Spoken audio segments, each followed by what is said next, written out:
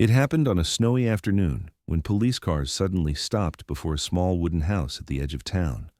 Officers stormed in to arrest a war veteran, accusing him of arson and murder to destroy evidence. Snow kept falling over his bowed head as he stood in handcuffs, helpless, while his little disabled daughter clutched her crutch beside their loyal German shepherd. The girl broke down, screaming through her tears, "I'll save you, Dad!" Her desperate cry shattered the silence of the storm, a cry that would awaken the entire town, unearth buried truths, and ignite hearts that refused to surrender. Stay with us, subscribe so you won't miss what comes next, and may your day be filled with peace and warmth. Morning came heavy and silent over Cedar Hollow, the kind of silence that only thick snow could bring. The town lay blanketed in white, rooftops sagging under the weight of frozen stillness, the air sharp and motionless. Jack Carter, a war veteran in his early 40s with a weathered face and steady build, left his small wooden house just after dawn. He'd promised to check the power line near the old storage shed that stood only a few hundred meters away, half hidden by pine trees and winter fog. Rex, his loyal German shepherd, watched from the porch, ears perked and eyes following his master's fading figure. The world seemed calm, but inside that rusting warehouse waited something far from ordinary. When Jack pushed open the creaking door, a faint metallic echo filled the air. His boot crunched on a loose nail, then he froze. Under a layer of tarp lay several wooden crates, each stamped with unfamiliar markings. He pulled one open, revealing rows of rifles wrapped in oilcloth, and beneath them a folder thick with papers. Inside were transaction records, photographs, and lists, names of high-ranking police officers and businessmen, evidence of a deep-running criminal network protected by the law itself. His heart pounded as he flipped through the pages. Jack's instinct as a soldier returned, quick and precise. He reached for his phone to call the department, but before he could dial, the sound of footsteps cut through the still air. The door slammed behind him. A group of masked men burst in, heavy boots, dark jackets, voices low but firm. "You shouldn't have seen that," one of them growled. Jack lunged toward the nearest exit, but a sharp blow struck his temple. The world spun into darkness as the smell of gasoline filled the room. When he came to, his head throbbed and his wrists burned where coarse rope bound them to a chair. Smoke stung his eyes. Through the haze, he saw one of the masked men splash liquid along the floor, a match striking in the dim light. "No one will ever know," another voice muttered. Fire caught the wood instantly, flames licking up the walls. Jack struggled, muscles straining against the ropes. He shouted, but the men were gone, leaving the door locked and the fire spreading fast. Back at home, the sun had climbed higher, pale light spilling through the frosted windows. Emily, Jack's 5-year-old daughter, sat near the window with her crutch leaning beside her. Her left leg ended below the knee, a soft metal brace resting against her small frame. She had been born strong and bright despite her frail body, and her father's gentle discipline had made her brave beyond her years. Now, as the snow outside glowed white, Emily frowned. It was nearly noon. Her father had never stayed away this long. Rex paced the room, whining softly, then barking sharply toward the trees. Something was wrong. Emily's small hands trembled as she pulled on her coat. "Let's go, Rex," she whispered. The dog barked once, then ran ahead, nose to the wind. Together they crossed the short path behind the house, snow crunching beneath her steps and the metallic click of her crutch breaking the silence. The scent of smoke grew stronger with each step. Emily's heart raced as she saw gray plumes curling above the treetops. The warehouse, the one near their home, was burning. She reached the clearing, breath coming in short bursts. The wooden structure was engulfed in flames, the orange glow cutting through the white of the snow. "Dad!" she cried, her voice thin but fierce. Rex lunged forward, barking frantically, clawing at the door that had begun to buckle under heat. From inside came a faint noise, a cough, a groan, the sound of life. Emily's eyes widened. "He's in there!" she gasped, forcing herself closer despite the heat biting at her face. Inside, Jack had managed to loosen the rope with sheer force, skin scraped raw. His vision blurred from smoke, but he heard it, his daughter's voice, high and terrified, and Rex's bark echoing through the crack of fire. He crawled toward the door, kicking at the frame. At that moment, Rex burst through a broken panel, teeth gripping the rope that bound Jack's wrists. With a final tug, the cord snapped. Jack stumbled, grabbed Emily's hand, and together they stumbled out into the snow as the warehouse collapsed behind them in a roar of flame. Both collapsed on the frozen ground, gasping for breath. Emily clung to him, sobbing against his shoulder while Rex circled them, barking and whining. Jack coughed, wiping ash from his face, trying to piece together what had happened. He could still hear the echo of the men's voices, the threat, the match lighting. "They tried to kill me," he murmured, half to himself. But before he could say more, a distant wail grew closer. Police sirens, sharp and cold, cut through the quiet afternoon. By the next morning, the air was clear again, but danger had only changed its face. The group who had attacked Jack realized their plan had failed. Their man on the inside, the town's police chief, a tall man with graying hair and the calm, deceptive face of authority, decided to act before questions arose. He arrived at Jack's house in an official car, flanked by 2 uniformed officers. His tone was polite, but his eyes were hard. "Jack Carter, you are under arrest for arson and murder," he announced, reading from a fabricated report that claimed Jack had set the fire to destroy evidence. Jack froze. "That's impossible," he said, his voice rough from smoke. "You know I didn't," but the chief cut him off. "Save it for the court," he said coldly. "We have witnesses." The lie hung in the air like frost. Jack's neighbors peeked from their windows, silent and afraid. Snow began to fall again, soft flakes landing on the shoulders of men who had already decided his guilt. Rex barked furiously, pulling at the officers' pant legs as they forced Jack to his knees. Emily stood on the porch, eyes wide, clutching her crutch until her knuckles turned white. "Please, he didn't do anything," she cried, but no one listened. They tightened the cuffs around her father's wrists and dragged him toward the waiting car. The police chief's expression never changed, calm, efficient, like a man taking out the trash. Tears streamed down Emily's face as she limped forward through the snow, Rex whining beside her. "Stop!" she screamed, her voice breaking. "He didn't do it!" The car door slammed. The siren wailed again, fading into the distance as it carried her father away. Emily fell to her knees, the cold biting through her coat, her breath trembling in the icy air. As the last traces of the police vanished beyond the ridge, Emily lifted her tear-streaked face to the gray sky. "I'll save you, Dad," she shouted, her small voice echoing across the frozen fields. Snow swirled around her like falling ash, and Rex pressed close, resting his head against her shoulder as if to promise he would help her keep that vow.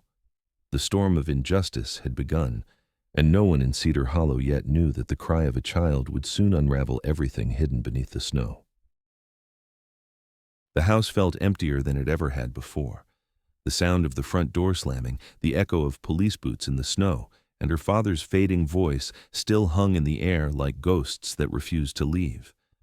Outside, snow continued to fall, covering the footprints left by the officers who had taken him away. Inside, everything stood still, the half-filled mug of coffee on the table, his jacket hanging over the chair, and the faint scent of smoke that still clung to the air. Emily sat by the window, her small hands pressed to the cold glass, staring out toward the woods where she had last seen the flashing red and blue lights disappear. She didn't understand what had happened. All she knew was that her father was gone. Rex lay quietly at her feet, his fur damp from the snow, his golden brown eyes never leaving her face. The dog whined softly, resting his head on her knee as if to remind her that she wasn't alone. But the silence was heavy, pressing down on both of them. Hours passed like shadows creeping through the walls. The little girl's stomach growled, but she didn't move. Her gaze remained fixed on the falling snow, hoping each flake would somehow bring her father back through the door. When twilight began to settle, she stood slowly, limp and fragile, and whispered to herself, "He said he'd be home soon." She limped to her father's chair, the one by the fireplace where he always sat to fix things, watches, radios, anything broken. Something poked from his jacket pocket, a small black device, no bigger than her hand. She pulled it free and realized it was his mini camcorder, scratched but still intact. Jack had always carried it with him, recording small things, the woods, Rex running, the sunrise over Cedar Hollow. But when she pressed the button, the screen flickered to life and froze on a single frame. The inside of a warehouse, dim light, and the shadow of a man standing over a row of wooden crates. Emily frowned, sensing this was important even though she didn't understand why. She looked around again, searching for anything else that belonged to her father. Near the front door, half buried under his work gloves, she found a small memory card marked with a red sticker. On its side were faded words, "Truck cam." She had seen her father use it before in his pickup. She didn't know how to read everything, but she knew one thing. Her dad never let anything out of order stay that way. Holding the card close, she whispered, "This must mean something."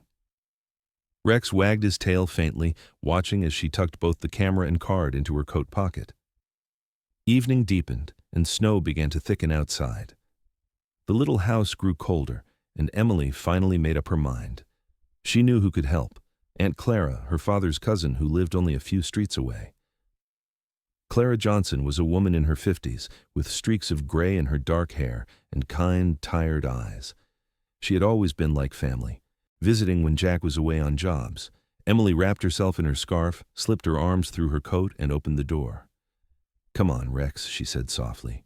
The dog barked once and followed her into the white dusk, staying close to her small, uneven steps. By the time they reached Clara's house, night had fallen. Warm light glowed through the kitchen window. Clara opened the door in surprise, wearing a thick wool cardigan, and worry etched into her face. "Emily? Sweetheart, what are you doing out here?" she exclaimed, pulling her inside and brushing the snow from her hair. When Emily finally spoke, her voice trembled. "They took him. They said he did something bad, but he didn't." Clara knelt, cupping the girl's cold hands. "I know, darling," she said gently. "Your father's a good man. Tell me what happened." Emily reached into her coat and pulled out the camcorder and the memory card, placing them on the table. "He left these," she said softly. Clara's eyes widened as she picked them up. She knew Jack had been working near that warehouse before everything went wrong. She turned the camcorder on and played the footage. Static at first, then the image of Jack appeared, walking into the dark storage room, his voice faint but clear. "This is bigger than I thought." Then the picture cut off abruptly. Clara's pulse quickened. This was no ordinary video.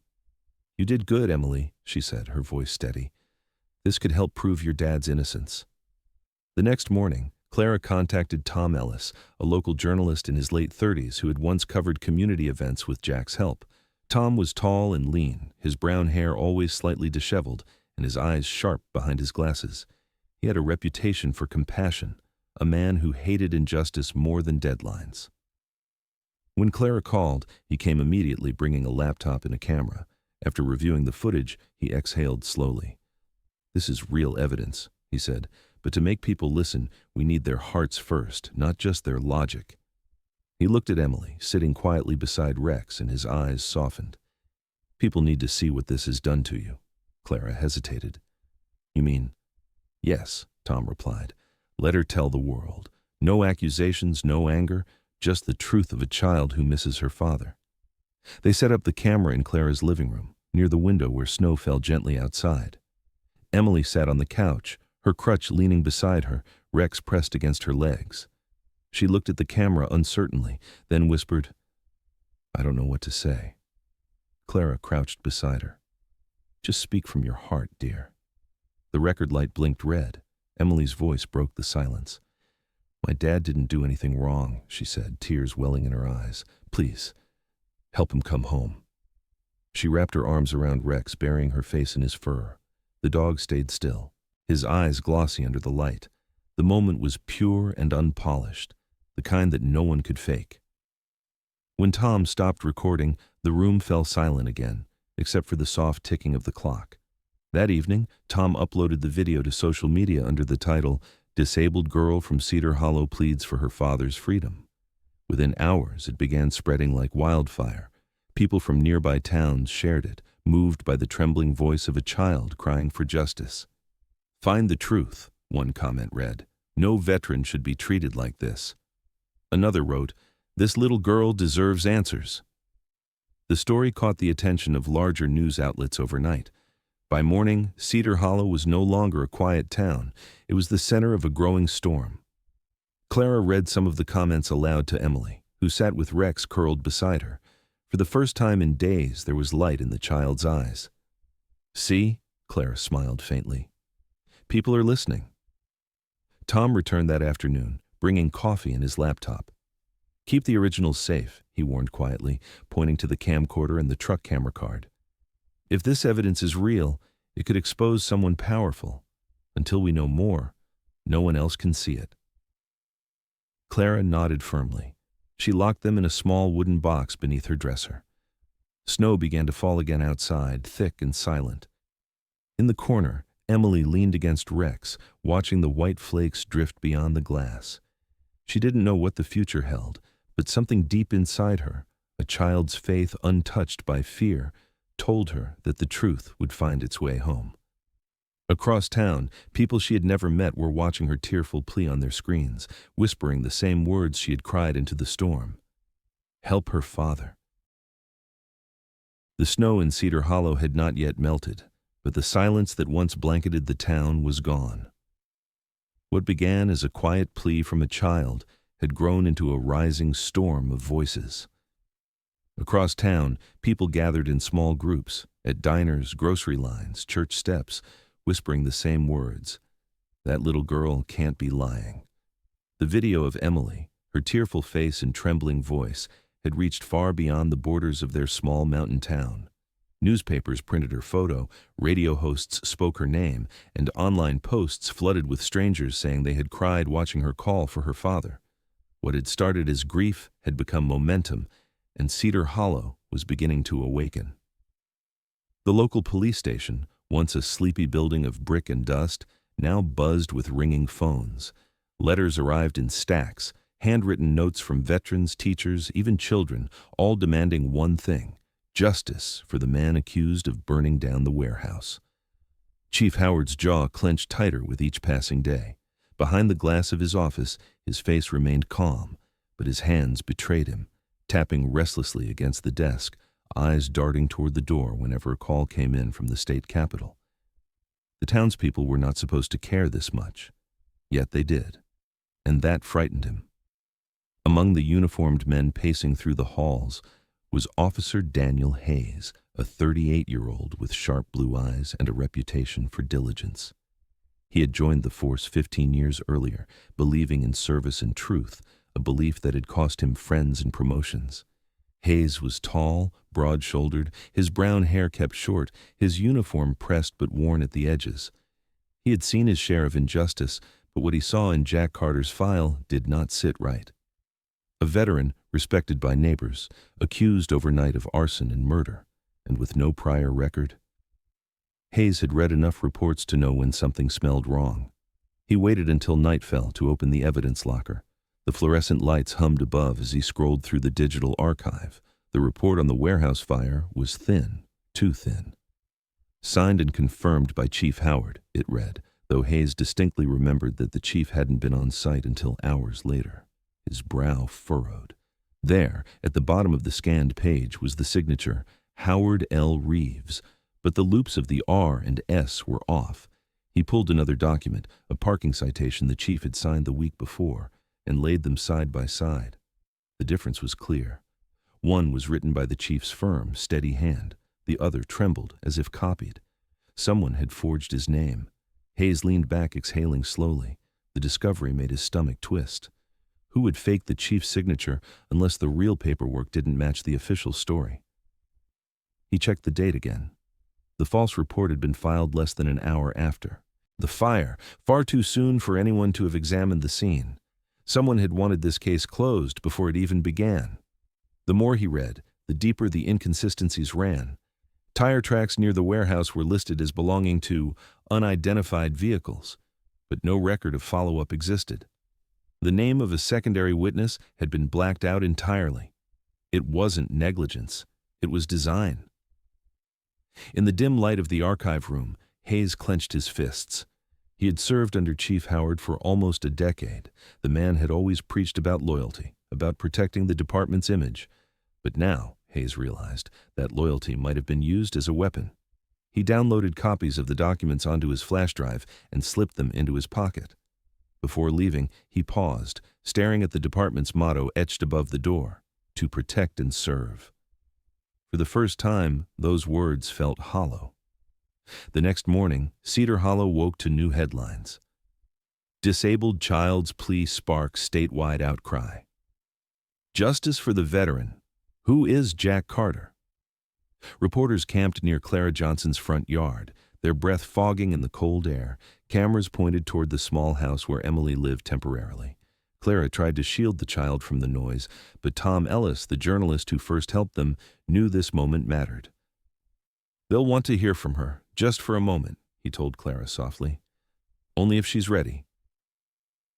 Emily sat on the couch, her crutch beside her, Rex's head resting in her lap. She was tired but determined. "I'll talk," she said quietly. Inside the living room, with the curtains drawn and the snow's reflection filling the space with pale light, a small group of reporters gathered. Cameras rolled. Emily's voice trembled at first, but steadied as she spoke. "I just want my dad to come home. I miss him so much." Her words were simple, no rehearsed lines, no accusations, but they carried the weight of every broken promise the world had ever made to the innocent. One reporter lowered her microphone, tears glistening in her eyes. That night, the clip aired nationwide. Within hours, it became one of the most viewed videos in the country. Back at the station, Hayes sat in his car, watching the broadcast through his windshield. Snowflakes melted against the glass as the child's voice echoed through the speaker. "I miss him so much." He gripped the steering wheel until his knuckles turned white. He had seen victims cry before, but this was different. This was truth, unfiltered. He pulled out his flash drive and stared at it. "If the chief's behind this," he muttered. The next morning, he slipped an anonymous envelope into the mailbox of a journalist in town, Tom Ellis. Inside were copies of the falsified reports and a handwritten note: "Check the signatures. Truth burns cleaner than fire." As the media's reach expanded, so did the cracks in Cedar Hollow's silence. Radio hosts began asking questions about the case. Independent bloggers traced connections between Chief Howard's department and several unsolved investigations involving missing evidence and sudden case closures. Soon, a larger picture began to emerge. A network of corruption, forged documents, and financial ties leading from the local precinct to business owners across 3 counties. It wasn't just one bad arrest. It was a system built on cover-ups. The storm that Emily's voice had sparked now raged beyond control. The pressure grew until even the state government could no longer ignore it. Within days, the State Bureau of Investigation announced an independent review of the Cedar Hollow Police Department. When the order arrived at the station, Chief Howard read it in silence, his face pale. He crumpled the letter and tossed it into the trash, but the damage was done. Outside, reporters swarmed the front steps, microphones in hand, asking questions that no one dared answer a week before. That evening, as the sky dimmed to gray and the snow fell thicker than ever, Clara turned on the television in her kitchen. Emily and Rex sat beside her, watching the news anchor announce that the state had opened a full investigation. The camera showed people in cities far away holding signs with Emily's picture. Across the screen flashed a headline: "The Girl Who Moved a Nation." Clara placed a gentle hand on Emily's shoulder, her voice soft. "Your father will be proud, sweetheart." Emily nodded, her eyes fixed on the screen. "We're getting him home," she whispered, clutching Rex's fur. The dog gave a low, comforting bark, as if agreeing that the storm had only just begun. The wind howled through Cedar Hollow like an echo of unfinished truths. Days had passed since the state investigators arrived, and the once quiet town now lived in a strange tension. A fragile calm stretched thin over secrets ready to break. The townsfolk had seen men in dark suits walking through the precinct, carrying files and sealed boxes. They whispered that the chief himself was under suspicion. Beneath the snowfall, behind the locked doors of the police station, Chief Howard Reeves sat alone in his office, his tie loosened, eyes darting between a stack of files and the flickering screen of his computer. Every headline, every news clip, every post about Emily's plea pressed on his conscience like a tightening noose. He had built a wall of silence for years, but now that wall was beginning to crack. He stared at his reflection in the window, face pale under the fluorescent light, and muttered to himself, "They don't know what they're dealing with." Yet he knew the truth was slipping away. The forged reports, the missing evidence, the burned warehouse, everything was unraveling. His phone buzzed with an encrypted message. The second video is out. His heart sank. He opened the attachment, and there it was, a leaked clip from the dashboard camera of Jack Carter's truck. The footage was grainy but damning. It showed masked men loading crates into the warehouse and a clear glimpse of one man's badge flashing in the dark, the badge of Cedar Hollow's own police chief. Within hours, the video spread across the internet like wildfire. At the same time, far from the noise of offices and screens, Rex, the 6-year-old German shepherd, roamed the forest behind Clara Johnson's home. Snow clung to his thick sable coat, and his breath puffed in white clouds as he followed a scent only he could trace. Emily, bundled in her coat and scarf, watched from the edge of the yard, calling softly, "Rex, come back." But the dog didn't stop. Something had caught his attention, a smell familiar from the night of the fire. He pushed through the thicket, paws sinking into the snow, until he reached a mound of frozen leaves and dirt. With sharp, determined movements, he began to dig. Minutes later, Clara and Emily followed the barking and found Rex standing over a half-buried duffel bag. Clara knelt, brushing off the snow. Inside were rifles, pistols, and several folded documents sealed in plastic. Emily's eyes widened. "That's the same mark as in Dad's camera," she whispered, pointing to the symbol stamped on one of the crates, an insignia linking the weapons to a smuggling ring. Clara's heart raced. "Good boy, Rex," she breathed, stroking his fur. She immediately called Officer Daniel Hayes, who arrived with 2 state investigators that evening. Hayes knelt beside the bag, studying the markings under his flashlight. "This isn't just evidence," he said. "It's the missing link we needed." The next day, the State Bureau of Investigation gathered everything: the dashcam footage, Rex's discovery, and the forged reports Hayes had exposed. The pieces fit like jagged shards, forming one clear picture. Chief Howard had orchestrated a cover-up to protect a trafficking network that stretched across county lines. In the morning briefing, Hayes presented the findings to the lead investigator, Agent Maria Cortez, a woman in her 40s with a calm, steely presence. "We move tonight," she said firmly. "We'll bring him in before he tries to run." Her voice carried quiet authority, the kind that made others stand straighter without being asked. But Chief Howard already knew what was coming. When 2 of his own men failed to show up that morning, he realized loyalty had turned into self-preservation. He shredded files, erased hard drives, and packed a single suitcase. As night fell, he drove out of town, headlights cutting through the falling snow. He didn't get far. The old warehouse ruins loomed ahead, the same place where his lies had begun. He parked there, the smell of burned wood still faint in the air, and lit a cigarette with trembling hands. The glow illuminated the guilt etched into every line of his face. He thought he could hide behind authority, behind silence, but the ghosts of his own making had followed him home. Unbeknownst to him, a silent convoy of black SUVs was already approaching from the south. Inside the lead vehicle, Hayes checked his radio. "Units in position," he confirmed. Agent Cortez nodded. "We go in quiet." The vehicles stopped a few yards from the warehouse, their lights off, engines humming low. Snow swirled in the beams of flashlights as agents fanned out. When they breached the door, the smell of damp ash filled the air. Howard turned sharply, gun half drawn, but the sight of their vests, marked with State Investigation Unit, drained the last color from his face. "Howard Reeves," Cortez's voice rang out, clear and steady. "You're under arrest for conspiracy, evidence tampering, and obstruction of justice." The chief backed away, shaking his head. "You don't understand," he hissed. "They made me do it." Hayes stepped forward, eyes cold.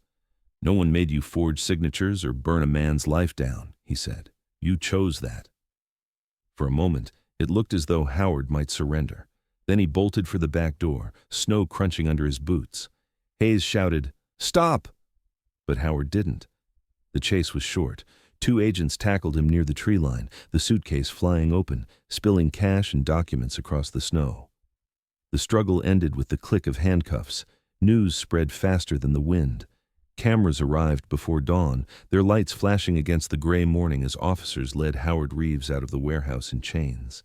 The image appeared on every major network, the once respected police chief with his head bowed, surrounded by the same officers he had commanded. The entire town of Cedar Hollow held its breath as the broadcast aired live. In homes, diners, and hospital waiting rooms, people watched in silence. At Clara Johnson's house, Emily sat huddled with Rex beside her, eyes wide as the TV flickered. When the reporter announced that new evidence had cleared her father's name, Clara clasped her hands and whispered, "Thank God." In the state courthouse, a press conference confirmed the truth. Jack Carter had been falsely accused and was now officially exonerated. Officer Hayes stood among the investigators, his expression solemn but proud. When asked what had made the difference, he answered simply, "A child's voice, and a loyal dog who never stopped searching." Outside, crowds gathered in the falling snow, cheering as Jack's name was read aloud. For the first time in weeks, Cedar Hollow felt alive again, its silence replaced by the sound of redemption. Jack himself was not there to see it. He lay in a hospital bed, recovering from exhaustion and the injuries he had hidden for too long. His face was pale, his body weakened by the fire and days of stress, but his heart eased for the first time since it all began. Through the window, he could see the snow falling, the same endless white that had once trapped him, but now felt clean again. On the bedside table sat a photo of Emily and Rex, printed from the video that had saved him. A nurse entered, smiling softly. "You're free now," she said. Jack nodded, his eyes glistening. "I know," he murmured, "because they never gave up." Morning returned to Cedar Hollow not with silence, but with a kind of peace the town had not known in months. The storm was over, and the truth had settled like new snow, soft, quiet, and absolute. In the hospital on the hill, where the windows glowed with pale winter light, Jack Carter lay awake, listening to the faint hum of machines and the distant chatter of nurses. His body still ached from weeks of strain, but the heaviness in his chest had lifted. He was no longer a suspect, no longer a name whispered with doubt. He was a free man, a father waiting to see the child who had saved him. The door creaked softly, and Emily entered, her crutch pressing lightly against the floor, each step slow but full of purpose. Her cheeks were pink from the cold, and her small hands clutched a folded piece of paper. Rex padded beside her, tail wagging, nose twitching as if to make sure everything in the room was safe. Jack sat up, a tired smile spreading across his face. Emily reached his bedside, her eyes bright with both exhaustion and pride. She took his hand gently and whispered, "I did it, Dad." The words were barely above a breath, but they carried the weight of everything she had endured, the nights of crying, the fear, the hope that had kept her going when no one believed. Jack's throat tightened. He brushed her hair back and pulled her into his arms. "You did more than that," he said softly. "You showed them what truth looks like." Rex climbed halfway onto the bed, resting his head on Jack's lap, his amber eyes shining with quiet loyalty. The room filled with a fragile kind of stillness, not the emptiness of grief, but the calm that follows survival. Outside, snow fell again, but now it seemed gentler, as if the world itself was beginning to forgive. Later that afternoon, news crews lined the hospital courtyard, cameras glinting in the pale sunlight. The story of Cedar Hollow had gone far beyond the small town's borders. The video titled, "Disabled Girl Pleads for Her Father's Freedom," had surpassed 1 million views, then 10, then 20. It had become a symbol of faith and courage, shared by soldiers, parents, and strangers who saw in Emily's trembling voice something pure and unshakable. Commentators called her the little voice that moved mountains. Newspapers ran headlines that read, "A child's love exposes corruption in Cedar Hollow." In the courthouse downtown, justice was no longer a rumor, but a verdict. Chief Howard Reeves and his entire ring of collaborators were sentenced for conspiracy, bribery, and destruction of evidence. The televised hearing showed him standing before the judge, once proud, now broken, his badge removed and laid on the table as the gavel struck. Around the same time, the governor's office released a public apology to Jack Carter, officially restoring his reputation in military honors. The same men who had turned away from him now saluted him again.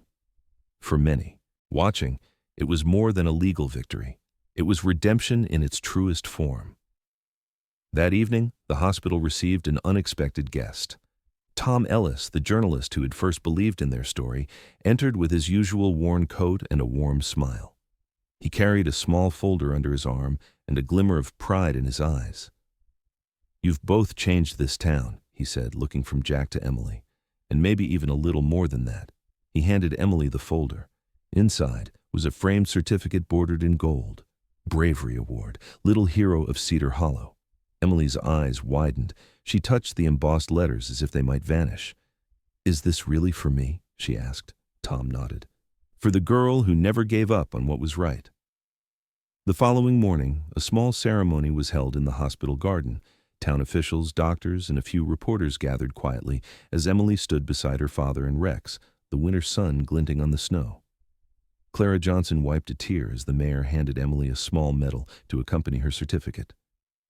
"Sometimes," he said, his voice steady but full of emotion, "it takes the smallest voices to remind us of the biggest truths." Applause broke out, gentle at first, then swelling like the wind through the pines. Emily blushed, holding the medal close, while Rex barked once as if applauding in his own way. Jack, still leaning on a cane, looked down at his daughter, overwhelmed. "You did it, sweetheart," he whispered. "You brought me home." She smiled, eyes glistening. "I just wanted everyone to know you're good," she replied, "that you'd never hurt anyone." Behind them, Tom adjusted his camera, capturing the image that would appear on the front page the next day.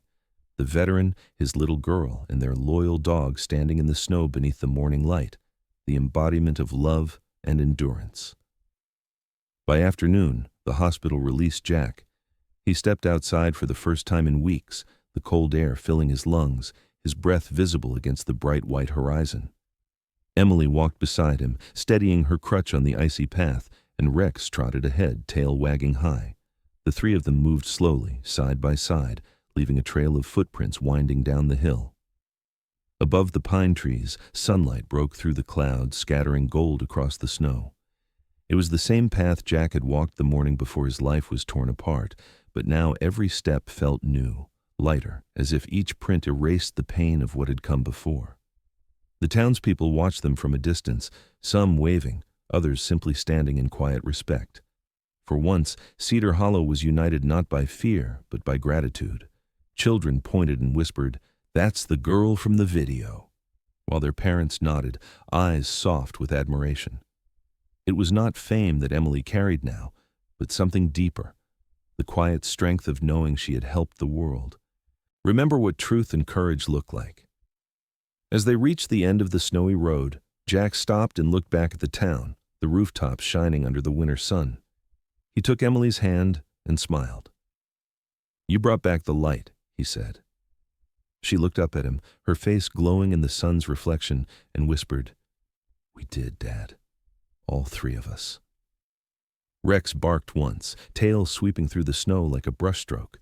Together they walked forward into the light, their shadows stretching long behind them, a family mended, a town redeemed, and a story that would forever remind others that even the smallest voice can change the world. In the quiet corners of this story lies a truth we often forget, that compassion and silent sacrifice can move mountains more than power ever could.